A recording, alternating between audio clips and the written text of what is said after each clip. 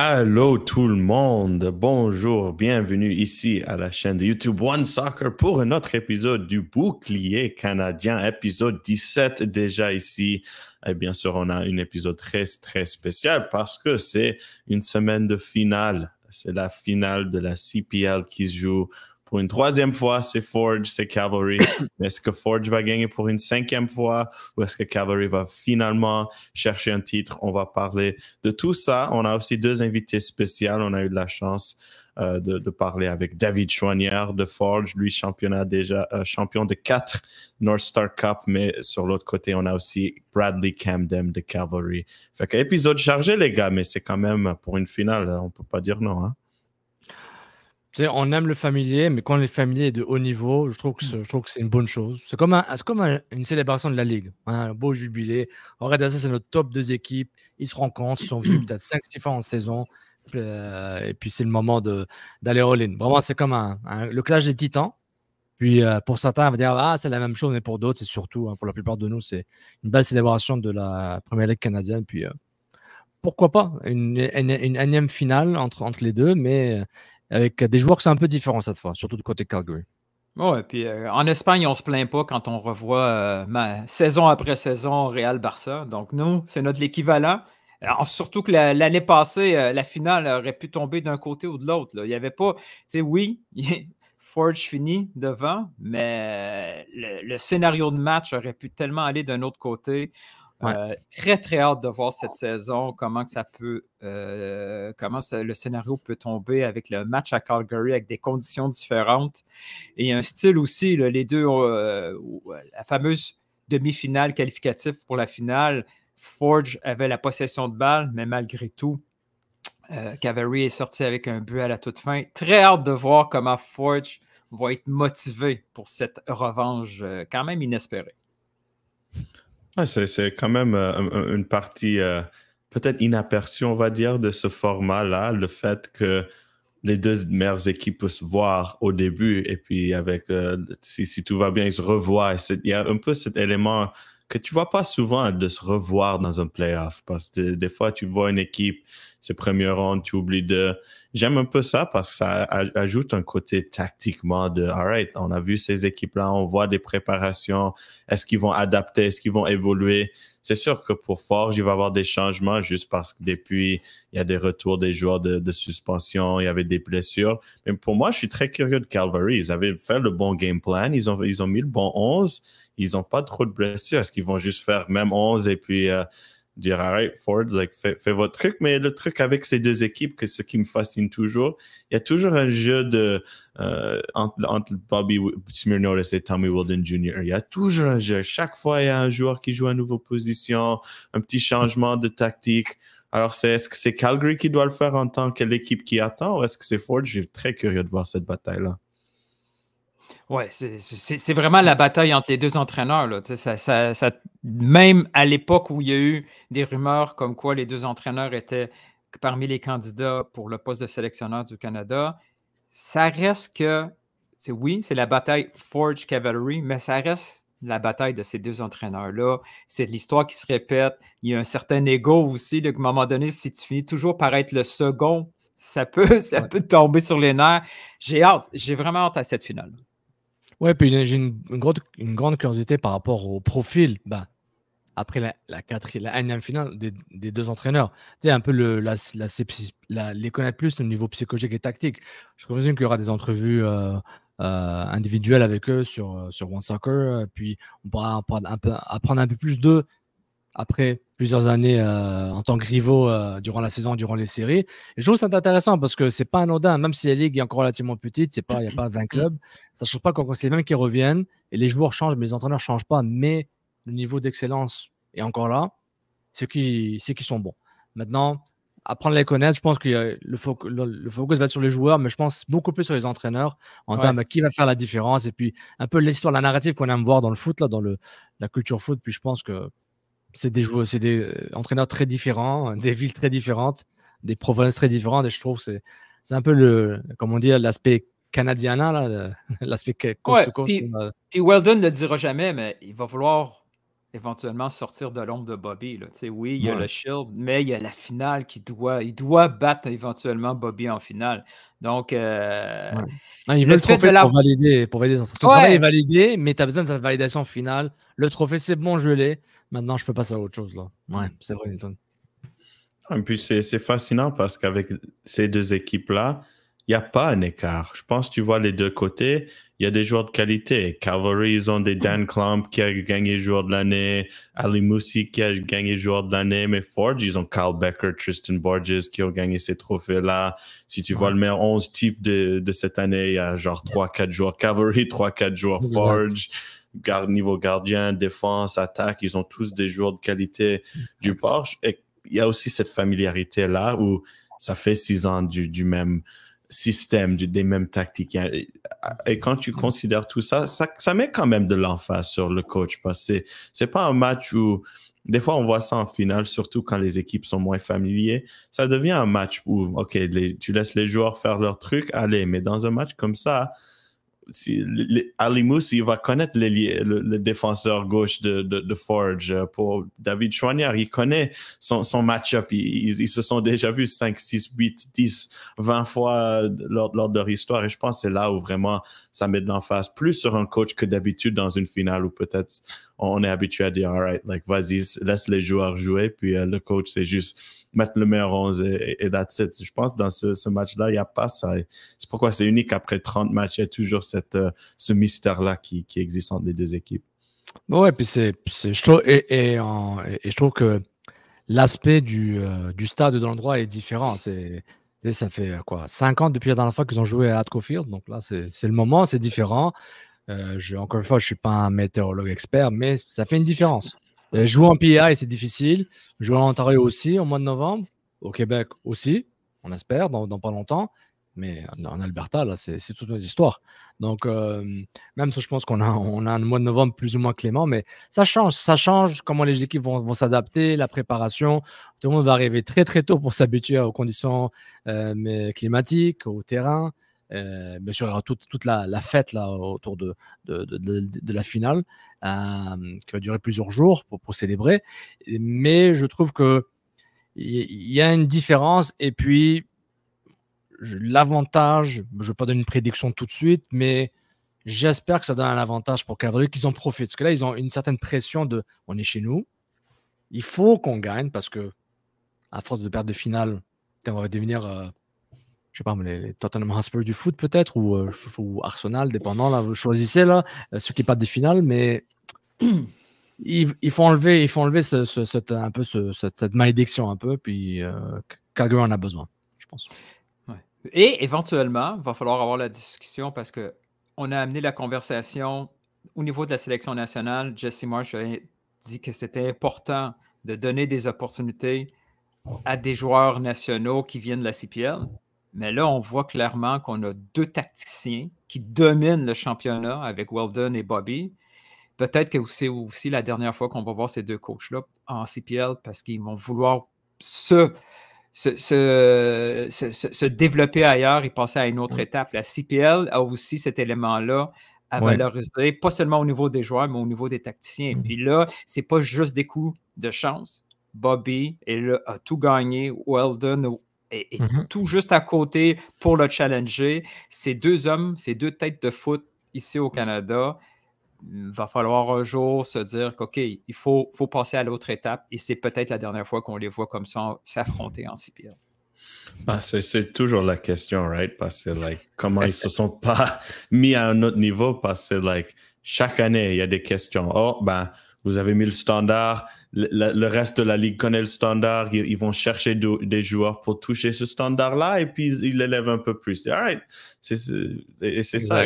Autre que Pacifique en 2021 et I guess tu peux me dire Ottawa 2022 parce qu'ils ont fait la saison régulière, ils sont allés en finale. Il n'y a pas eu d'autres équipes qui ont pu toucher ce standard-là. Alors ouais, non, c'est vraiment l'aspect le plus curieux de combien de temps ça prend pour une équipe MLS ambitieuse qui dit, all right, you know what, on va pas aller avec les noms familiers ou quelque chose, on va avec et peut-être que malheureusement, ils doivent plier un peu sur leur orgueil, ces entraîneurs-là, puis être obligés de refaire encore leurs preuves parce qu'ils ne pourront pas avoir un poste, même d'assistant en MLS, puis qu'ils sont obligés de passer par l'entre-deux, le Next Pro.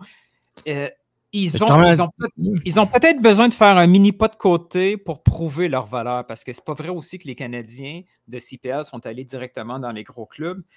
Mais il faut démontrer, il faut comme un stamp proof, là, dire OK, ce qui sort de la CPL, c'est de la qualité, mais il faut qu'il le démontre aussi ailleurs. Très pas, Nilton. Je suis d'accord parce que la prochaine étape, c'est les rumeurs qui vont ressortir dans quoi, même pas dans moins d'une semaine maximum. Ouais, quand les coachs commencent à perdre leur poste, etc. Exactement. Et puis, c'est là on va voir comment est-ce que, par exemple, je parle de la MLS parce que c'est à côté, puis c'est un peu logique. Comment est-ce que les directeurs sportifs et présidents des clubs MLS perçoivent, par exemple, et puis qu'ils sont prêts à sortir l'argent avec cette réputation-là, parce que malheureusement, un coach qui sort de CPL, il va avoir une certaine réputation, puis ils vont dire non, c'est pas vrai que je vais payer autant un coach qui arrive de CPL. Il y a tout cet écosystème, toute cette perception-là de la CPL qui est vraiment au bord d'une révolution. Là. Voilà, en fait, on se demande le mépris va jusqu'où. Il y a du mépris, il va jusqu'à où? Et si ce mépris est là, ben, est-ce que, j'irais peut-être pour terminer, est-ce qu'il serait prêt peut-être de faire du MLS Pro pour être dans l'écosystème MLS et ensuite comme certains joueurs le font, comme Farsi le fait en tant que joueur. Exactement, comme Farsi, comme Laurent Courtois, il n'avait pas prêté la CPM, mais il a commencé à MLS Pro plusieurs années pour finir entraîneur-chef pour ensuite graduer à Montréal. Donc, il faut le voir. Et est-ce que Bobby accepterait de faire le KNPL édition MLS en attendant? Ou est-ce que lui, moi, je vais au club MLS, ou je vais aller au Portugal, je vais aller en Grèce, je vais aller au Mexique, etc. Ça dépend des projets qui vont les proposer. Parce qu'ils sont quand même différents dans leur profil et leur ambition, j'ai l'impression. Du moins, je ne dirais pas ambition, je ne les connais pas, mais il y a beaucoup plus de meilleurs sur Bobby que sur Walden. Ça, c'est sûr. Par rapport à ce succès dans le terme de trophée, c'est évidemment. Mais j'ai l'impression que vous avez un profil un peu différent. Par exemple, Bobby, il est comme un gestionnaire de club quasiment dans son profil. Ouais, c'est un manager. Ouais, c'est un feeling que j'ai. Peut-être tu peux nous clarifier, Alexandre, entre les deux. Peut-être on se trompe, mais Bobby, j'ai l'impression qu'il recherche des rôles différents que juste être un entraîneur pur et dur. Ouais, ben, je pense aussi à Forge, il porte ses différents chapeaux. Wilden Jr. a quand même aussi un profil similaire parce que lui, il a ses mains partout à Calvary. Il est là depuis avant avec les Foothills. Il est vraiment côté recrutement. Il y a des gens là à Calgary qui gèrent le recrutement. C'est pas lui qui va aller chercher des joueurs, mais quand même, il y a ce côté-là. Mais je pense, ce que je me demande avec eux aussi, est-ce que par exemple, si tu es Bobby Smirniotis, pourquoi faire la saute à MLS Next Pro? Je pense pour lui, tu es en une bonne situation, tu as le contrôle à ton club. Chaque année, tu es en CONCACAF. Chaque année, tu gagnes des trophées. Lui, il devrait être à un point. C'est comme, si tu me veux, voici mon résumé. Je sais, parce que surtout cette année, le fait qu'ils ont allé battre le CF Montréal, qu'ils ont allé jouer le Chivas avec son pré-saison. Ils ne se sont pas humiliés, ils se sont fait un bon... Mais Alexandre, c'est une question de réseau, c'est ça le problème. Ben c'est un Canadien, son réseau de contact est tellement petit. Il ne devrait pas, sur papier, il devrait déjà entraîner soit Montréal, soit Toronto. C'est une logique pure. Sur papier, c'est évident. Ouais. Mais les opportunités n'existent pas. Surtout avec l'évolution de la Canada Soccer. L'équipe nationale évolue beaucoup plus parce que Poku a été transféré à l'international et en section canadienne. Donc, la fameuse évolution du soccer canadien est là, sauf pour les entraîneurs CPL en ce moment qui ont un succès clair. Parce que on le dit souvent dans le foot, un buteur est un buteur. En division 5, division 4, division 3, il va marquer. Maintenant, il ne va pas marquer 30 buts en MLS peut-être, mais il va évoluer. Quand un coach a un succès tactique, on ne parle pas d'un coach qui coach en U15, là. Au Parc Saint-Laurent, là. C'est très différent. Mais on voit qu'il coach, qu'il entraîne des professionnels dans un cadre professionnel avec des attentes professionnelles. On se dit, il faut que quelqu'un prenne le risque. Et il a développé des gars, là, comme Bobby, quand tu vois que des joueurs se retrouvent en sélection grâce à sa patte. Ça devrait allumer certains clubs, mais malheureusement, c'est des clubs américains avec déjà leurs idées préconçues de certaines situations.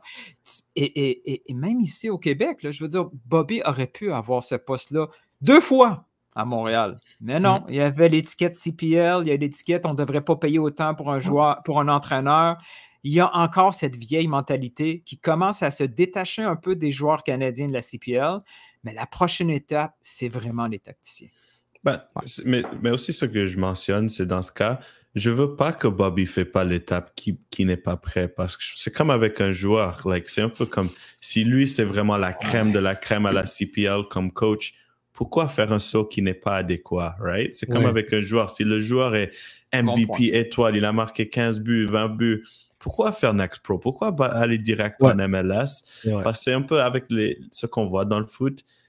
Ils ont toujours besoin de un. Et je suis confiant qu'à un certain point, quelqu'un va finalement regarder et dire, all right, on lui donne la chance. Et on l'a vu avec des joueurs, right? C'est fou de penser que ça fait déjà 4 ans et demi depuis Joel Waterman. Il était le premier. Et Montréal a pris le risque et je pense qu'ils vont regarder. Ils disent, OK, après 4 ans, on a fait une bonne décision. Ça a ouvert les portes à un McNaughton qui a fait direct en MLS, des Chung qui a des directs en MLS, même s'il n'a pas marché. Alors, je pense que c'est la même chose pour Smirniotis. Pour un Farsi qui allait en ex-pro, ça faisait du sens pour lui. Il était un peu plus jeune, il était un peu en situation différente, mais pour un Bobby, je pense que ce qui est bien, la balle se joue dans son cours. Je pense qu'il est un peu en contrôle de tout cela et on va voir ça lors de cette finale, lors de cette fin de semaine, lors de tout qui va venir dans le futur. Mais I guess un peu sur ceci, bien sûr, on a nos 2 entrevues. Avant qu'on passe avec David Choinière et Bradley Camden, juste une vite question pour les deux. Pour vous, est-ce qu'il y a plus de pression sur Forge en tant que, c'est le 5e, si tu perds à Calgary maintenant, ça va un peu avoir ce sentiment-là, ou est-ce que c'est vraiment pression Cavalry, vous êtes à la maison, vous n'avez pas gagné, et Forge, il peut un peu avoir, ce qui est drôle de dire pour une équipe qui a gagné tant que ça, mais est-ce que tu penses que Forge sont vraiment, pas underdog, c'est pas le bon mot, mais vraiment, ils rentrent, pieds sur le sofa, genre? Ils vont adorer le tag underdog, c'est sûr, ils vont le prendre, il n'y a pas de problème, on va le prendre, ils vont l'utiliser comme dans le bulletin board, on va se motiver pour un. Ils disent qu'on n'est pas favori, comme ça ils se motivent avant le match. Mais Sean Litton va d'accord. La pression est sur Cavalry. C'est une pression à la maison. Ouais. Parce que à son summum, à son top. Même si au classement général, c'est Forge qui est devant, ça reste que l'ultime match, s'ils finissent encore, entre guillemets, par le perdre, les gars vont trouver ça très, très lourd. Et chaque geste, même s'ils sont à la maison dans le confort, avec l'habitude des conditions climatiques, ça reste une grosse pression pour Cavalry. Ce match-là, ils ne peuvent pas le louper. S'ils finissent encore par perdre ce match, il va y avoir une espèce de tag sur toute l'équipe qui ça ne leur tente pas d'avoir. Ouais. Ben, bref, nous sommes les analystes, on peut seulement spéculer. On est chanceux par contre qu'on a 2 joueurs de chaque équipe qu'on a mentionné. On va demander à David la pression de jouer à Forge, comment il se sent. Et bien sûr, on va demander à Bradley aussi de son côté à Cavalry, comment il se sent. Voici nos 2 entrevues ici sur épisode 17 du Bouclier canadien. Nous sommes ici avec David Choinière, attaquant de Forge FC ici sur le Bouclier canadien. David, merci beaucoup d'avoir pris le temps aujourd'hui. Ça va? Ça se prépare bien une finale? Ça va bien, merci. Merci de m'accueillir. Ben oui, c'est toujours le fun de jouer finale. On a la chance, un privilège de jouer des finales, donc on la prépare bien et on veut retirer le maximum, donc aller chercher la victoire. Je suis curieux, ça s'habitue d'être si souvent en finale, peut-être la première fois, des fois dans une carrière, on parle souvent des joueurs d'en profiter, mais quand ça devient 5, 6, comment ça se prépare? Est-ce que ça change un peu de mentalité ou est-ce que c'est vraiment toujours les mêmes sentiments qu'en 2019-2020 qui se trouvent maintenant? Non, je ne vais pas vous mentir, c'est un peu différent. Quand tu la joues à chaque année, l'excitation est un peu moins forte. Et tu arrives à la gérer beaucoup mieux. Je crois que tu dois ressentir l'excitation, mais l'expérience fait en sorte que tu es un peu plus mature, tu sais comment la gérer et es moins stressé, tu sais à quoi t'attendre, tu sais comment la semaine va se dérouler, comment la journée du match va se dérouler. Je crois que c'est important. Si tu n'as jamais vécu ça, ça peut prendre le meilleur de toi, mais en l'ayant joué 6 fois en 6 ans, ben, t'es un peu mieux, t'es un peu plus confortable, c'est sûr. Comme dirait la légende Gary Lineker, le football se joue en 11, puis à la fin, c'est une finale Forge Cavalry. Et est-ce qu'on va avoir un documentaire sur cette rivalité-là? Est-ce que si on fait une série de documentaires, qu'est-ce qu'on va apprendre? Est-ce que vous détestez les joueurs de chaque équipe? Est-ce qu'il y a ou plutôt une animosité amicale? Ou est-ce que c'est... Donne-nous un insight sur ce qui se passe après 6 ans. Ce pas les mêmes joueurs, mais le staff revient, puis il y a des joueurs qui reviennent. Donc, tu peux nous donner un peu insight, un peu documentaire de cette rivalité. Bonne question. Oui, c'est une rivalité. Est-ce qu'on se déteste? Je crois qu'il y a des players il y a des joueurs qui diraient oui, il y a des joueurs qui diraient non. Mais on ne va plus se mentir, c'est les deux équipes qui ont eu le plus de succès dans la ligue. Donc, automatiquement, ça fait en sorte que c'est une rivalité et on veut montrer c'est qui la meilleure équipe sans avoir trop d'ego, sans avoir de la haine contre l'autre équipe. C'est juste montrer qui est le meilleur. Est-ce qu'il y a du respect qui s'installe? J'assume que oui, mais est-ce qu'il y a du respect de deux guerriers qui se voient souvent, puis un certain respect qui s'impose, que vous ressentez sur le terrain, même durant la saison, quand vous parlez, je présume? Ouais, je crois que le respect doit toujours être là. Peu importe tu joues contre la dernière position ou la première. Tu es obligé d'avoir du respect. Si tu ne montres pas de respect, tu vas perdre. C'est comme ça que je le vois. Et on prépare ce match comme, comme chaque match, en les respectant, mais en sachant qu'on a un travail à faire et on doit remporter ce match-là. Tu es en CPL depuis très longtemps, là, de 2019, je pense. Tu es Mm-hmm. un jeune vétéran aussi, à 27 ans. Tu as accumulé 2000 minutes. Question piège. As-tu fait le tour de la CPL? Qu'est-ce que ça veut dire le tour de la CPL? Est-ce que tu es prêt? Est-ce que tu vois un autre challenge? Tu es à ton prime? Mm-hmm. Est-ce que tu regardes la CPL comme un parcours et ensuite tu es prêt à un autre challenge ou la CPL évolue à un point où, pour un joueur canadien, c'est une destination de rêve? Non, je ne l'ai jamais caché que je suis prêt à un autre challenge. Et en gros, je vais répondre à ta question très simplement. J'ai l'impression des fois que oui, j'ai fait le tour de la CPL en ayant joué bientôt 6 finales, en remportant 5 fois, 2 championnats. Mais je suis quelqu'un aussi que je me pose, je me mets de nouveaux défis à chaque année, que je reste ou que je parte. Ma progression finit jamais. Je crois que si tu as l'intention de progresser, tu vas progresser. Donc, ça part de moi-même en partant. Mais oui, des fois, je vais pas te mentir que durant l'année, je me dis, ouais, j'ai joué souvent ici, la même équipe. Ça fait 6 ans maintenant. Ce qui est normal pour chaque joueur ça fait 6 ans qu'il est ici. Euh, mais, mais regarde, une finale, c'est excitant. On dit ça à chaque année que tu joues pas une finale à chaque année, mais on a la chance de le faire. Puis c'est vraiment un privilège. Je prends rien pour granted. Vraiment, on doit l'attaquer de la bonne façon, puis tout faire pour remporter. Mais la CPL en tant que telle, tu es là depuis. Tu es un vétéran, tu es là depuis 2019. Quel genre de. Si tu avais à mettre le doigt sur une progression, cette ligue-là a progressé depuis ton arrivée, ça serait quoi la plus grande progression que tu as vue en tant que joueur? La qualité de jeu. Je crois que c'est vraiment la qualité de jeu. Aussi, j'aimerais dire que il y a plus de fans qu'au début. Surtout à Forge, on voit le fanbase est stable et progresse à chaque année. Ce qui est quelque chose que les joueurs on apprécie vraiment. Mais je veux dire que la qualité de jeu a progressé. Tu vois, les équipes sont préparées, sont compactes, sont tactiquement sont bien. La qualité de joueur aussi, je crois que ça va dans la bonne direction.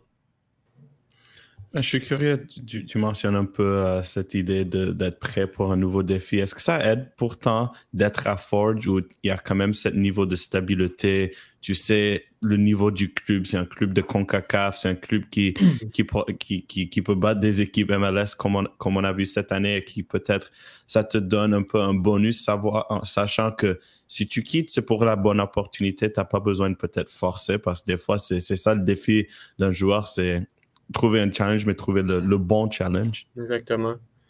Moi, ce que je retiens, c'est qu'en étant en forge, tu es dans un bon encadrement où tu travailles fort à chaque jour, tu progresses.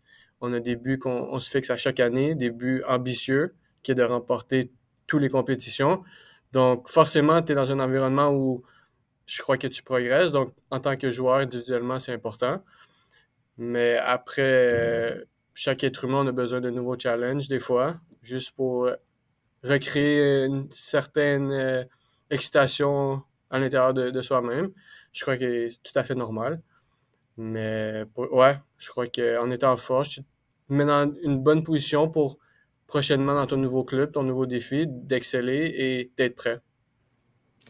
David, tu restes encore jeune dans H Football. On ne va pas faire ton jubilé. Tu es encore loin d'avoir un jubilé. Mais comment tu vois ton parcours? Et depuis l'Impact, l'Académie MLS et l'AFC Montréal, où tu as vraiment, là où tu as beaucoup joué avant de quitter le club. Comment est-ce que tu t'évalues, où tu te vois? Est-ce que tu entends, tu as des souvenirs, je sais pas, tu es en train de t'asseoir, prendre un café, tu penses, ah, quand j'ai joué contre les Rhinos, ou quand j'ai joué contre. Est-ce que tu vois ton évolution en tant que personne et de joueur? Tu te dis, ah, je suis venu de loin quand même. J'ai pas fait. T'es encore jeune, t'es encore jeune. Ouais, je suis encore jeune. J'ai pas fait une grosse réflexion sur ma carrière, mais c'est sûr, des fois, je regarde.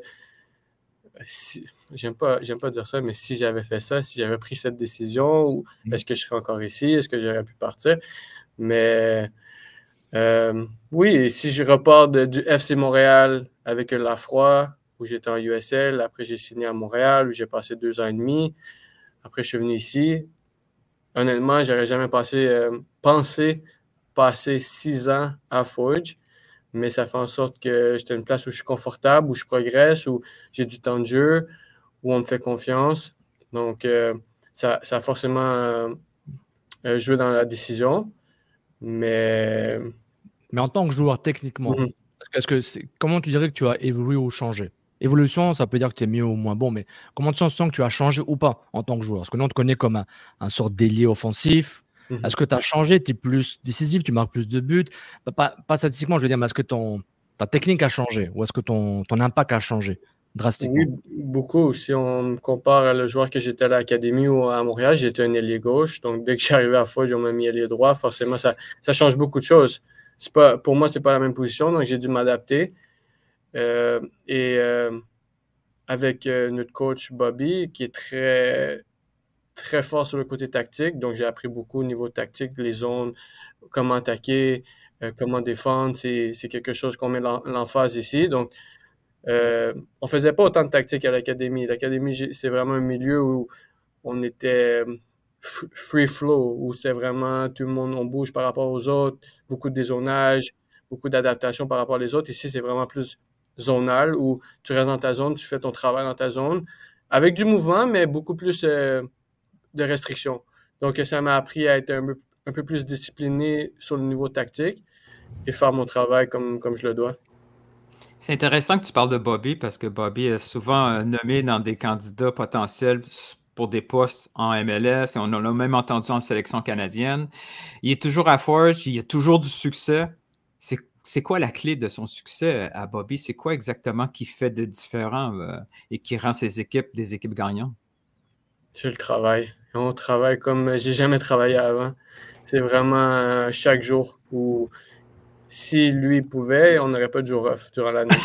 Et chaque jour. Old school! Old school! Ouais, old school, où chaque entraînement, tu dois donner ton maximum, tu dois être prêt à t'entraîner. Il n'y a pas vraiment de journée off. Donc, je crois que c'est vraiment ça qui fait en sorte. Et il est très préparé, il se prépare très bien pour les adversaires. Il essaie de voir leurs points faibles, leurs points forts, comment on peut les contrer sur certaines actions. Donc, la préparation et le travail. Est-ce que tu es étonné donc encore le voir en CPL, en tant que coach? Tu te dis, bah, Oui. ça fait Oui. un bout qu'il devait partir. Ouais.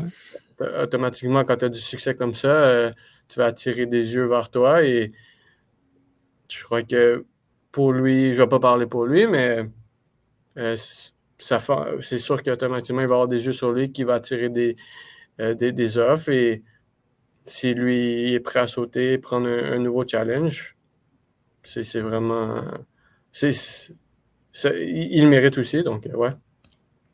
Ben, tu parles un peu de ces exploits qui prend l'attention. Je l'ai un peu mentionné auparavant. Cette année, vous avez eu la chance de battre le CF Montréal dans le championnat canadien. Je suis un peu curieux parce que, bien sûr, pour toi, personnellement, c'est un match qui veut dire un peu plus. Tu as joué au club, mais surtout, pour les dernières années, il y avait aussi Mathieu qui jouait sur l'autre côté. Parle-nous un peu de cette... c'est quand même assez spécial de se jouer tant en tant que frère dans un match comme ça. Ils l'ont dabé genre le Chouanière Bowl. Et puis le fait que dans le dernier, parce que bien sûr que Mathieu est en Suisse maintenant, le fait que tu as gagné le dernier Chouanière Bowl cette année. C'était un de nos buts. À chaque année, on était un peu short quand on arrivait contre Montréal où ouais, Montréal était meilleur que nous. Et cette année, on a eu le dessus. Donc, c'était vraiment un exploit pour le club. Et pour les joueurs aussi, parce qu'on veut toujours se confronter aux meilleurs. Et pour nous, la MLS, c'est une meilleure ligue. On veut se comparer à eux, puis on a eu le meilleur sur eux. Donc, c'est vraiment un exploit pour l'équipe, pour les joueurs. Puis on est très, très content de cet exploit. Mais aussi, il faut se rappeler qu'on avait perdu 3 fois avant ça. Donc, c'était plus pour nous montrer qu'on peut les battre que d'autres choses. Puis après, le brother rivalité, cette année à Noël, je vais avoir le meilleur sur lui. à chaque fois que je reviens à la maison, c'est lui qui gagnait. Donc cette année, je peux taquiner un peu plus. Tu vas mettre les highlights sur la télé de la maison. Exactement. Tu mets un plaque Schwaner Ball, puis il faut le remplir de chocolat suisse, là, cette fois. Là. À gogol. Mais justement, est-ce que, juste pour rester par rapport à ton frère, on n'est pas là pour être ton frère, mais comment est-ce que tu vois, est-ce que tu l'as vu évoluer parce que je t'avoue, là, quand je couvrais l'AFC Montréal, on parlait de toi, puis rapidement, même pas un an, on dit, il y a son frère aussi qui est bon. Genre, ok, là. Cette famille-là, genre, ils n'arrêtent pas là, de produire des joueurs. Donc, on se dit, tu vois son évolution en MLS, maintenant en Europe, tu te dis, genre, ouais, il était temps dans le sens, je le voyais par rapport à ses ambitions et son style. Et est-ce que, je ne veux pas avoir les insights de la famille, est-ce qu'il t'a demandé conseil? Et comment tu vois son évolution en Suisse maintenant? On parle à chaque semaine, on parle le plus souvent qu'on peut. Puis c'était le temps pour lui d'explorer l'Europe. Il a jamais caché que c'était une de ses ambitions. Après, il y a eu l'équipe Grasshopper qui cognait à la porte. Puis je crois que c'était le bon temps pour lui d'explorer l'Europe. Là, je regarde ses matchs en Suisse. C'est pas évident parce qu'ils sont avant-derniers, mais il est encore en phase d'adaptation. Déjà, il déménage, il doit furnish son appartement. Il y a plusieurs choses. Il est toujours en phase d'adaptation. Mais il trouve le challenge vraiment excitant. Après, il m'a pas caché qu'il faudrait qu'il commence à gagner des matchs, sinon la relégation devient un peu stressante, mais ça fait partie du travail. Mais c'est un très bon point parce que c'est des joueurs qui vont d'une ligue fermée à une ligue où chaque match, c'est la fin du monde. La pression médiatique, la pression interne est énorme. Surtout quand tu es dans la zone de relégation où il me dit pour la première fois, c'est là qu'il a ressenti le stress de la relégation. Ouais. Parce qu'en MLS, tu peux être dernier, c'est ce qui va se passer. Et tu vas rester dernier, puis après, l'année prochaine recommence. Ouais. Puis il n'y a pas vraiment de conséquences. Là, s'il reste dans cette situation-là, il y a des dommages pour le club, pour les joueurs. Donc, c'est un stress qu'il n'a jamais vécu avant, mais ça va juste le rendre meilleur, puis ça va juste le pousser encore plus. Mais pour revenir à ta question, que tout son succès à Montréal ou toute son évolution à Montréal a été très, très, très, très impressionnante pour moi. La façon qu'il se comporte, la façon de l'humain qu'il est, le joueur qu'il est. Pour moi, je suis très, très fier de lui et je lui dis toujours qu'il doit continuer. Maintenant, il est appelé en équipe nationale, Il y a tout qui va un peu à sa faveur. Donc, c'est maintenant qu'il doit juste continuer ce qu'il fait, continuer le travail, puis sky's the limit. Il faut poser la question qu'on le pose à tous les footballeurs québécois en CPL. Avec le parcours de Saint-Laurent, es-tu étonné un peu de ce parcours-là, un peu de l'émergence du foot semi-pro, les yeux qui se retournent? C'est quoi ta réflexion sur l'état actuel du football québécois? C'est un bon niveau. Je ne sais pas si vous savez, mais on a joué un match contre Saint-Laurent en pré-saison. Oui, amical, ouais. Amical. Ça restait amical ou ça a brassé? Ben, pour Saint-Laurent, c'était le match de l'année. Et pour nous, c'était vraiment amical. Mais on est arrivé préparé avec deux line-up, comme on dit, aux 2 équipes de 45 minutes. Mais ça reste que j'ai été surpris de l'intensité et de la qualité des joueurs semi-pro. C'est des gars qui ont l'ambition, qui veulent percer pro. Ça s'est montré durant le match.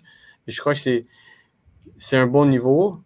Et je la compare toujours entre la différence entre le semi-pro CPL et CPL MLS. C'est des détails. Je crois qu'il y a beaucoup de joueurs qui, en CPL, peuvent jouer MLS et rentrer dans une équipe sans problème. Ça ne va pas paraître question de niveau. Après, c'est juste une question de timing, une question de est-ce que l'équipe te veut. Mais il y a beaucoup de joueurs qui peuvent faire le saut et s'adapter très facilement et être des joueurs performants. Ça, c'est mon point de vue. Après, c'est beaucoup de questions de est-ce que l'équipe te veut, est-ce que c'est le bon timing, l'âge. Donc, le niveau entre les ligues est minime, c'est des détails. Bien sûr, David, comme mentionné au début, cette semaine, l'équipe Force, ça se prépare une finale et puis celui-là à Calgary va être un peu spécial pour les joueurs parmi vous qui ont été là en 2019. C'est le retour à Calgary, la première finale. Pour toi, personnellement, je suis sûr il y a des bons souvenirs. Tu as marqué dans ce match. Tu as pu un peu confirmer cette première titre pour Forge. Juste pour un peu préparer cette finale, amène-nous à ce 2019, ce match-là. L'autre jour, je revoyais les fêtes séances, je regardais, c'était vraiment fou de voir que c'était il y a 5 ans déjà. Ramène-nous à ce match et ces souvenirs que tu as à Calgary. Ça fait tellement longtemps que j'ai pas beaucoup de souvenirs. J'ai l'impression qu'on a joué tellement de finales que... Mais... Quand même, la première doit être spéciale, non? La première est toujours spéciale. C'est 100%. La première a été... tu ressens toute l'excitation de remporter un trophée. Le fait de remporter un trophée t'amène des sentiments, des feelings que le premier est très, très spécial et on l'a célébré de la bonne façon aussi. Plus fort plus intense que tous les autres trophées. Mais je vais toujours me rappeler de... Ouais, c'était après, dans le vestiaire, les gars qui célébraient, on était des enfants les enfants les plus heureux du monde où tu as remporté ton premier trophée. C'était toujours spécial. Mais je me rappelle pas beaucoup à part la célébration. Je me rappelle, j'avais pas commencé, j'étais rentré, ou après on est parti 2 contre 1 en échappé, où j'ai marqué. Ça, je vais toujours me rappeler, mais à part de ça, c'était un bon moment. As-tu pratiqué les Olympicos cette semaine? Parce qu'une finale, c'est pas moi sur les corners. Ouais, mais si t'en mets 2-3 dans les entraînements, ça va peut-être donner des idées. Est-ce que t'as attaqué le code signe, là où tu fais ça, bleu 55, Olympico. C'est ça qu'on veut savoir. C'est quoi le signe? On sait jamais en CPL, hein? Chaque finale, il y a une surprise. Donc, peut-être c'est un autre Olympico, peut-être c'est un autre truc encore plus surprenant, on ne sait pas. Est-ce qu'il y a une préparation différente par rapport... je vais faire un peu mon météorologue là, par rapport à les conditions climatiques à Calgary. Même il se peut qu'il fasse chaud aussi, là. La météo peut changer n'importe quand parce qu'il y a une préparation par rapport à ça spécifique. En tant que joueur, on se dit, on porte des tights, c'est ceux qui veulent, puis des gants, puis le reste, c'est non, le fait que Calgary, c'est un gazon, c'est de l'herbe. On sait que durant la nuit, il fait très froid, presque des moins quelque chose, donc le terrain va être dur. Mais après, aussi, je crois qu'on arrive, nous, on voyage demain, donc on va arriver un peu plus tôt, donc on va voir l'état du terrain. Donc, ça va nous donner peut-être la chance de de se préparer un peu plus et s'adapter au terrain un peu plus. Donc, c'est sûr qu'en tant que joueur et en tant que coach, tu dois un peu t'adapter le système que tu veux jouer par rapport à l'état du terrain. Si c'est un gazon où tu n'arrives pas à connecter des passes au milieu, on ne va pas se cacher, on ne va pas commencer à faire tiki-taka au milieu. Donc, c'est important de prendre toutes les conditions et s'adapter. Bah, c'est sûr, on va hâte de voir une autre finale Ford-Calgary. Si c'est comme l'année dernière, c'est sûr que les partisans vont bien en profiter. C'était surtout une des meilleures finales que j'ai eu la chance de voir. Mais David, merci beaucoup d'avoir pris le temps aujourd'hui et bonne chance pour cette fin de semaine. Merci les gars. Ben, nous sommes ici avec défenseur de Cavalry FC, Bradley Camden. Merci beaucoup, Bradley, d'avoir pris le temps aujourd'hui. Ça va dans le groupe. Maintenant, il y a une finale qui s'approche dans quelques jours à Calgary. Ça doit être quand même un sentiment spécial, surtout dans le groupe pour le moment. Non, ouais, on a tous très hâte au match de samedi. Ça nous tenait à cœur d'avoir la finale à la maison devant nos supporters. Moi, personnellement, j'ai ma famille, je viens d'ici, donc ça sera un jour spécial et bien entendu, on va tout donner pour rapporter le titre. Et surtout, une finale, c'est toujours spécial, mais en tant que joueur, il y a toujours cet aspect personnel, surtout que c'est fort, c'est l'équipe. L'année dernière, vous étiez là, dans la finale, c'était 1-0, ils ont pu retourner ça. Est-ce qu'il y a un aspect de revanche dans l'équipe ou c'est vraiment juste, c'est une finale, on sait le passé, juste focus. Bien sûr, on a vu l'histoire de Unwritten, est-ce que c'est un peu ça le thème dans le groupe?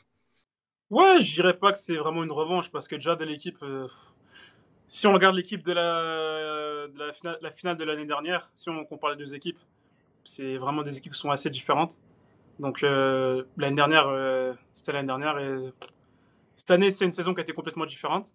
Donc pour moi, je pense pas trop à l'année dernière. Franchement, ce qui s'est passé, c'est passé. Là, on pense vraiment juste à samedi. Et voilà, on a un titre devant nous à gagner. Et pour l'instant, c'est vraiment seulement à ça qu'on pense.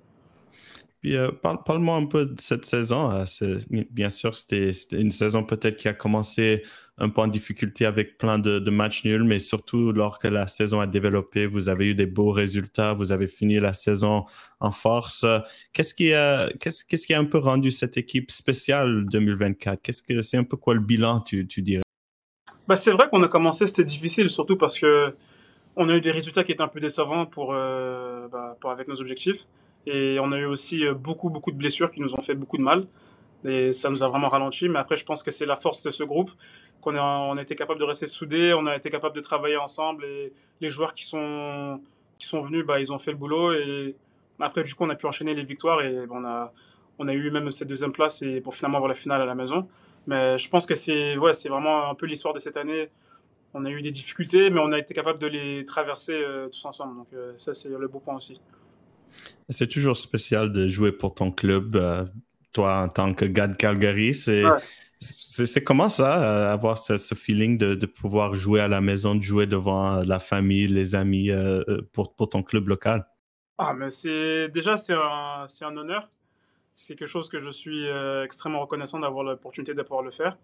Mais bien entendu, j'y tiens beaucoup à cœur parce que bien entendu, c'est ma ville et il y a ma famille, j'ai grandi dans cette ville. Et pour moi, c'est très très spécial de pouvoir représenter ma ville. Et bien entendu, c'est encore plus spécial quand on peut gagner des titres et on le fait à la maison. Donc voilà.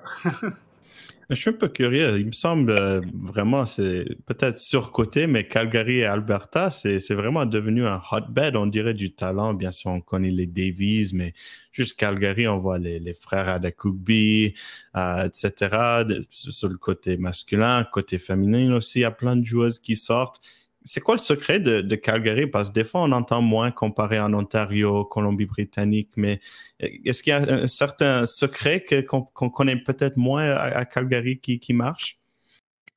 Ouais, après, je sais pas si on a un secret en tant que tel, mais je sais que, et c'est une des raisons pour laquelle je suis tellement attaché émotionnellement à ce club, c'est parce que ça donne des opportunités aux jeunes de Calgary. Et je pense que beaucoup de jeunes de Calgary et même de l'Alberta, il y a beaucoup de talent, mais il y a beaucoup moins d'opportunités.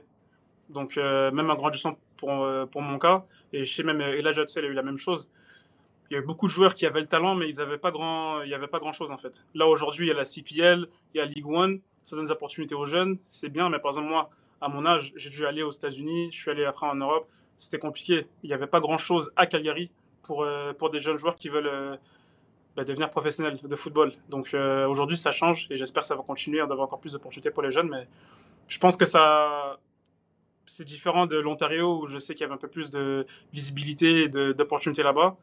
Ouais, c'est vrai qu'ici, ça commence à s'améliorer et j'espère que ça va continuer. Ouais, c'est peut-être question de météo aussi, des fois, où ça s'oublie que à la neige. Il fait froid. Ben, il y a du talent, même si quand il y a du froid. Il y a beaucoup de talent.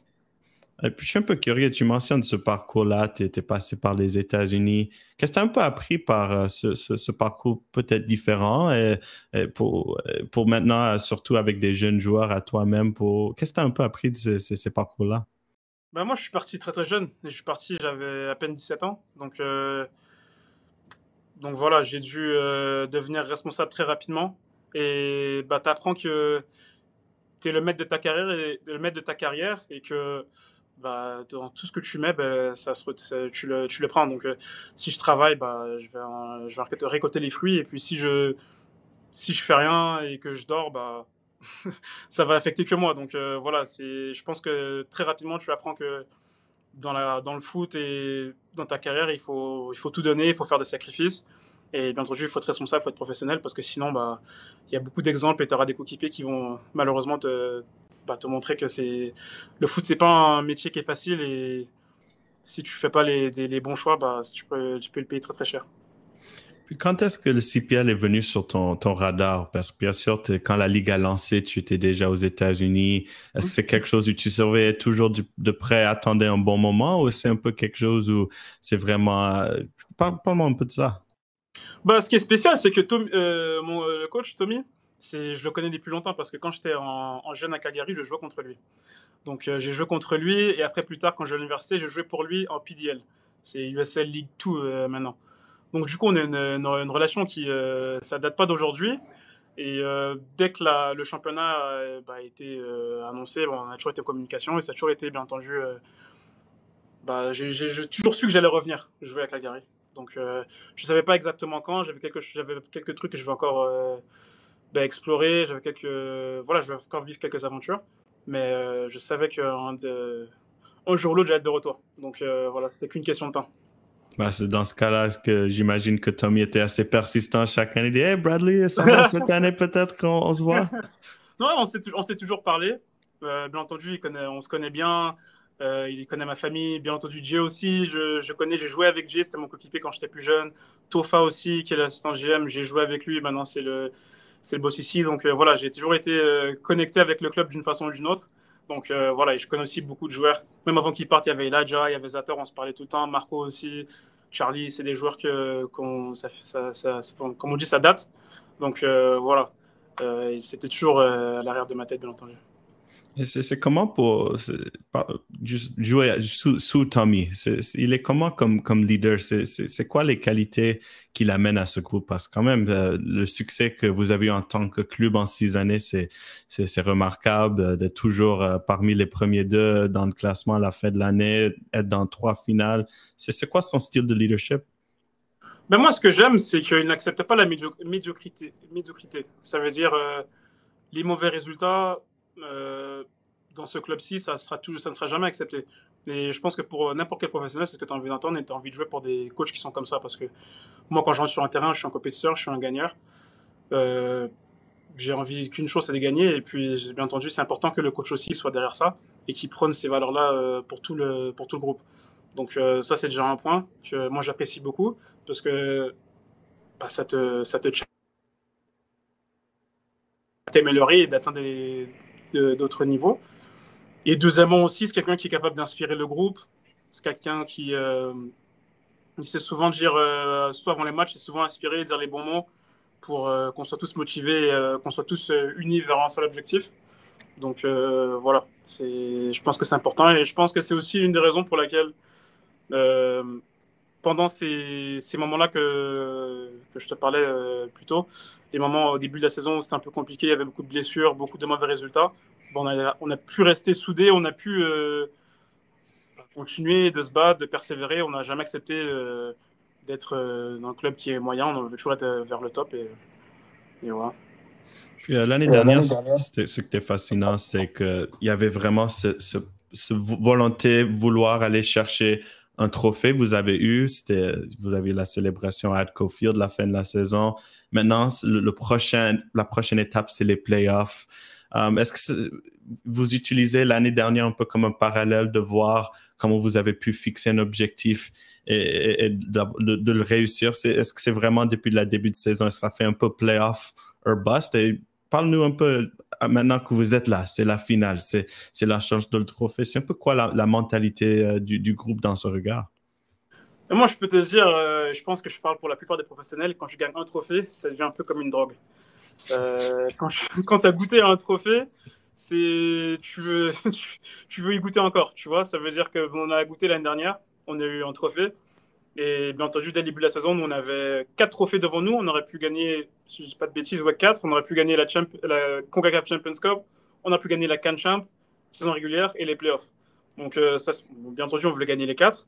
On n'a pas pu gagner la Champions League, la saison régulière et la CAN Champ. Là, il nous en reste un. Et on va tout donner pour gagner encore un trophée. Parce que pour moi, c'est un des meilleurs feelings dans le football, de pouvoir gagner un trophée. Et en plus, pour moi, personnellement, ça va être encore plus spécial parce que ça sera à la maison, devant la famille. Donc voilà, bon, on sera prêt. Je suis curieux de savoir parce que il y a des joueurs qui m'ont dit ce que je trouve fascinant. C'est dans une finale, des fois, il y a beaucoup de bruit. Il y a genre Media Day, etc. Le fait que vous avez vécu ça l'année dernière, vous avez déjà vu tout le hype, tout le brouhaha.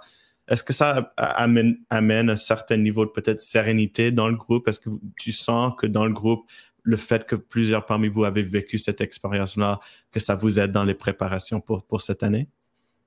Oui, c'est sûr qu'avoir des joueurs expérimentés, ça peut aider. Bien entendu, on a vécu ça l'année dernière et je pense qu'on l'a bien vécu. Mais cette année, ce sera pas différent. Je pense que même sur le terrain, on a beaucoup de joueurs expérimentés qui ont joué dans plusieurs championnats, qui ont joué dans des grands matchs. Donc ils apportent aussi cette sérénité au groupe, bien entendu. Et ouais, je pense sinon que comme on dit, le bruit extérieur et les médias, tout ça, ça fait partie du boulot, ça fait partie du job. Donc en tant que professionnel, ça devrait pas trop t'affecter. Juste quelques dernières questions de ma part. Bien sûr, jouer Forge, vous avez vraiment une belle rivalité. 30 matchs dans l'histoire parmi 6 ans, c'est quand même impressionnant. C'est toujours compétitif. C'est quoi de jouer Forge qui sort le meilleur des deux équipes?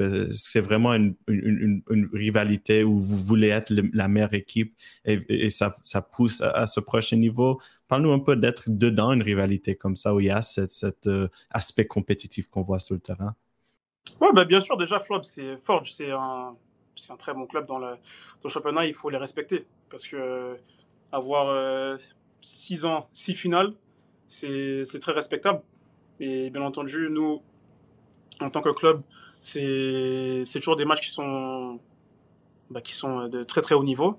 Et ils ont des très très bons joueurs.